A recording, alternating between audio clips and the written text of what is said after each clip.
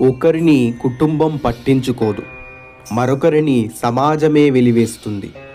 కానీ శివుడు మాత్రం ఎవ్వరినీ విడిచిపెట్టడు. ఆయన వద్ద నియమ నిబంధనలు అనేవి లేవు.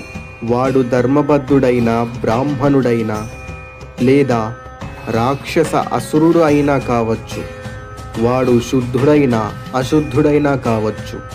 ఒకవేళ నిశ్చలమైన ప్రేమతో పిలిస్తే శివుడు రాక్షసుడి గుండెలో కూడా నివాసం చేస్తాడు.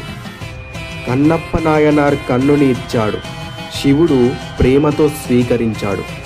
రావణుడు శివతాండవాన్ని పాడాడు, శివుడు ఎంతో ఆనందించాడు. భస్మాసురుడు మోసం చేశాడు, అయినా శివుడు శరణు ఇచ్చాడు.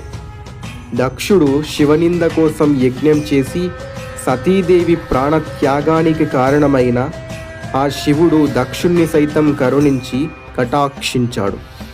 శివుడిని చేరాలంటే ఒకే దారి.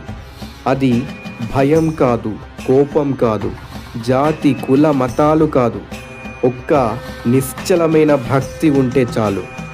శివుడు ఎల్లప్పుడూ నీతోనే ఉంటాడు. శివుడు నీతో ఉంటే సర్వము నీతో ఉన్నట్లే.